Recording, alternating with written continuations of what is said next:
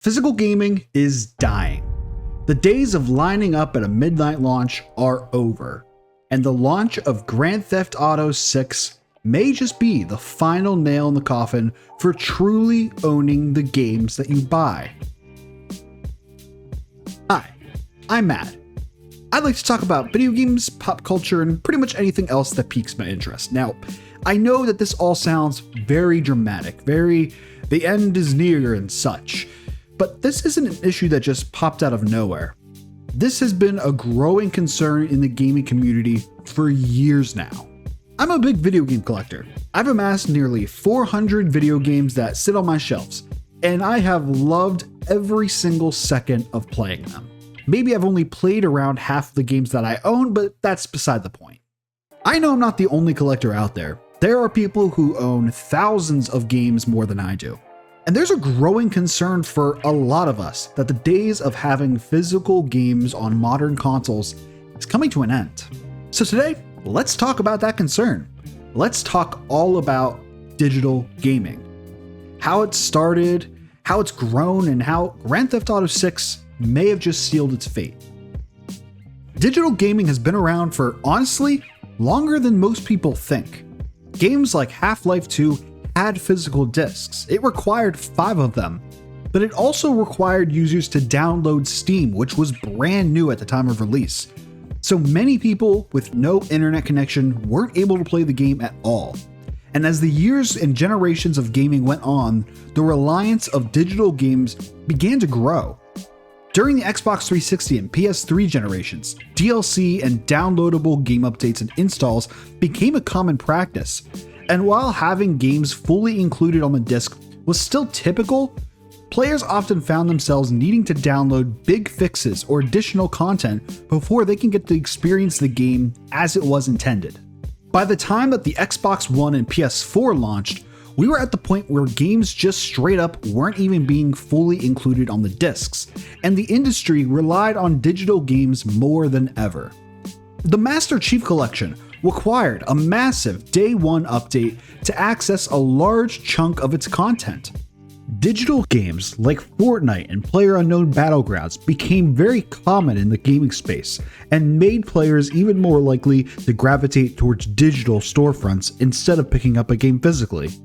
In 2019, Microsoft introduced the Xbox One S All Digital Edition, the first major discless home console from a mainstream company, and in 2020 launched the Xbox Series S, an all-digital console, as part of the next generation lineup with the Series X. And they weren't alone. PlayStation also released a PS5 with no disk drive. In fact, their later revisions of the console, like the PS5 Slim and PS5 Pro, required a separate purchase of a disk drive in order to play physical titles. And now Nintendo, the last company to really be a holdout for physical gaming, now has game key cards. And even physical discs on modern consoles are not really true physical games anymore.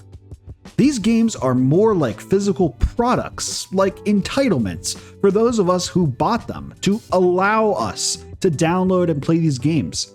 But that entitlement, that permission to play the games that we paid for, can be revoked at any time. Take a look at Concord, for example. It got a physical release. It had a disc, but the game literally cannot be played. To be fair, who would want to play Concord anyway, but that's beside the point. The game is literally just a piece of plastic at this point. It has no purpose. In addition, some of those games, most of them nowadays, aren't even fully on the disc anymore. They just store a few missions or menus and the rest is fully downloaded online.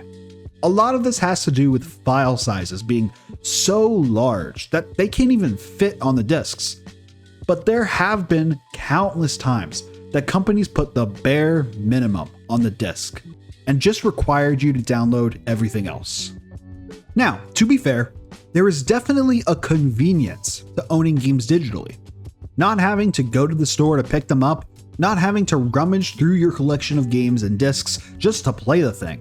Just boot the console, select the game, and play. And digital games can be tied to your account. As long as the platform that you bought the game on is active and you have an active console with your account linked, you should be able to play it. But hypothetically, what if that changes? What if Xbox or PlayStation or Steam get completely shut down or are sold to another company? Or what if they just completely turn off their servers? What happens to all of those digital games that we bought on those digital storefronts? Obviously, these are unlikely to happen, -1, but my point still stands. What happens to all of these games that we bought, the games that we own? Now, at this point, these physical games are still being sold in stores. You could walk into your local GameStop or Target and pick them up at launch. But more and more people just choose to shop online and buy them from Amazon and have them shipped home, or just not buy a physical game at all. The writing has been on the walls for a while now for physical games, but gamers like myself have been trying to pick up games physically whenever possible. But then along comes a game like Grand Theft Auto 6, which just opened its pre-orders. The pricing is steep, at $80 for the base game and $100 for the Ultimate Edition, which comes with a bunch of exclusive cars and weapons and stores, which that's a whole other issue on its own, but we're not even going to get into it. What I want to focus on is how the game is going to be launched, because there is no physical option for it. If you pick this up in store, it's not going to be all on the disc. It's not even going to be partially on the disc. There's just not going to be a disc at all. Instead, you will be welcomed with a nice code in the box, which has also become a method that some companies have relied on in recent years, especially third-party companies on the original Nintendo Switch. But to see it on modern, disc-capable consoles from Rockstar Games of all publishers is crazy. And let's say that you still want the physical copy, well, the box of a physical copy. You can't even buy the $100 version of that. The Ultimate Edition of the game is digital exclusive. There's a lot of confusion about why Rockstar is doing this, if this will always be this way, or if a real disc will eventually come for GTA 6. According to Rockstar support, a physical copy of the game can be acquired in the months following the launch of Grand Theft Auto 6. So why they're rolling the game out this way, only Rockstar Games will know. But people are speculating that it is to prevent any leaks prior to the game's launch. Even if physical copies somehow get out on store shelves early, you still won't be able to play the game because it's still just a download code. It won't work until the game is launched. Then, once the game has launched and has been out for a while, then a true physical copy will be launched. It's an effective way to prevent any spoilers, but it's also kind of a big slap in the face and a little bit of a middle finger to those who are supporting the title on day one.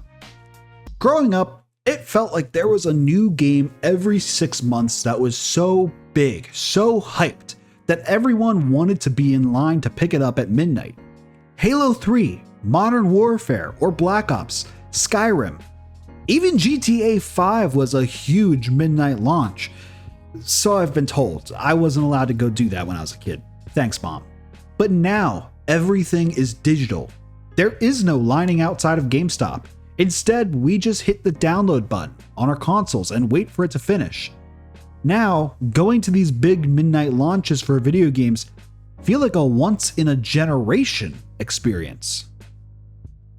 And this generation, the PS5 and Xbox Series generation, hasn't really had that big title that feels worthy of a midnight launch. And Grand Theft Auto 6 could have easily been that. It's the sequel to a game that came out 13 years ago. 2 generations of consoles, we've waited.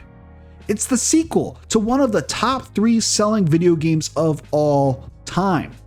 Its production was heavily rumored and leaked. The game's release has suffered delay after delay.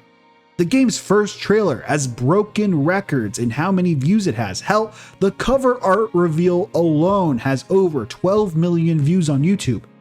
It's fair to say that this very well may be the most hyped, the most anticipated video game of all time. If there was ever a game that was worthy of a midnight launch, it's Grand Theft Auto 6. And yet, here we are. No physical copies, just a code in the box, and no big midnight launches. Well, I suppose there could be a midnight launch, all of us lined outside in the middle of November to get a piece of plastic with some paper inside, but if it's an all-digital game anyway, what's the point? The thing with gaming, at least to me, is that even before the days of online multiplayer and competitive shooters, there has always been a social aspect to it. Even for single-player games. Sure, we may wait around and hang out for a few hours on end, only to snatch the game out of the GameStop employees' hands and huddle up in our stinky, dirty rooms for days on ends, but it's those first few hours where we were with friends, with community, that we look back on so fondly. So, alright, aside from not having a true physical game that we own, what's the issue? The issue with an all-digital future is that we really lose control about how these prices are managed. Now, obviously we can't change the prices that the stores put them out for, only they can do that, but having an all-digital future means that we really lose control of any price changes at all. With all-digital games, there's no secondhand market, no way to buy a game pre-owned. These digital stores will be in charge of all of those prices no matter what. I could buy a game like Call of Duty digitally for $70, or I can go to my local GameStop and buy it pre-owned for $30. That's a pretty good deal. And when can I expect a deal like that from the Microsoft Store? Whenever Microsoft deems it necessary. Removing physical games means that we're removing consumers' options of how they buy a game completely.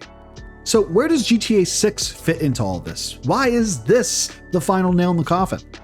Well, let's be real for a second. Like I said before, GTA 6 is one of the most anticipated video games of all time. It doesn't matter to most people how they purchase this game. We've waited for so long for this game to come out. We don't want to wait any longer. We want to play this game as soon as possible, no questions asked. But with the option of buying a game physically basically being removed from the equation, everyone will likely flock to their digital storefronts instead. And when the rest of these big AAA companies see that Grand Theft Auto is able to do this, that Rockstar Games is able to get away with this, they'll realize that they don't need the middleman like GameStop anymore. They won't need to give us an option to buy the game physically because we'll just buy it anyway. The ability to buy pre-owned games, the ability to resell them once you're finished, to lend them to friends, even the ability to return games will be stripped away from the consumers. And with everything being digital only, these gaming companies can even decide to strip the games from us entirely, like we mentioned before. There's already talks that Xbox's next-gen console, Project Helix, will be an all-digital console, meaning all of the physical Xbox games that you've collected since 2001 won't be compatible unless Microsoft finds some way to transfer your titles. The PlayStation 6 will, at best, have another detachable disk drive that will require a separate purchase. And honestly, I wouldn't be shocked if we get an all-digital Nintendo Switch 2 before the end of this generation. Digital games has its place in gaming. I'm not trying to make that argument. It allows indie developers to release their games without having to pay for a physical launch. It allows developers to fix any mistakes that they missed after the game's launch and allows the game to be supported for years after its release. But it also takes away the customer's right to choose. It takes away their right to choose where they buy their game from, to choose what they do with it when they're done playing, to choose if they want to buy it pre-owned and save money.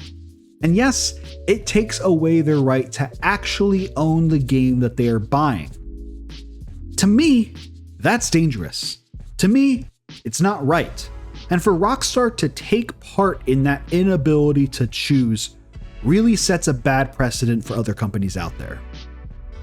In the end, this was probably the direction that gaming was always going to be heading in. It happened with music, It happened with movies. It's happening here. And normally this is the part where I would absolutely say vote with your wallet, but right now it just feels like we're watching a train wreck in slow motion. The track's been laid out, and there's not really a ton that we can do to stop it. So instead, I'll say this. Be aware and stay informed. Be aware of where your money is going and stay informed in the direction that this industry is heading. If you are a fan of digital games, be aware of the licensing and if your titles can be taken away on a whim. And if you're a fan of physical games, buy your games however you want, wherever you want, until you can't do it anymore. But tell me, how do you feel about the current state of physical gaming? Let me know in the comments down below. I'd love to hear from you. If you like this video, please give it a like, and be sure to follow me on all of these social media platforms. But whatever you do, I just want to thank you for watching this video. And if you liked what you see and you want to see more, be sure to hit that subscribe button and notification bell to keep up to date on all of my latest videos. Thank you so much for watching, and I'll see you next time.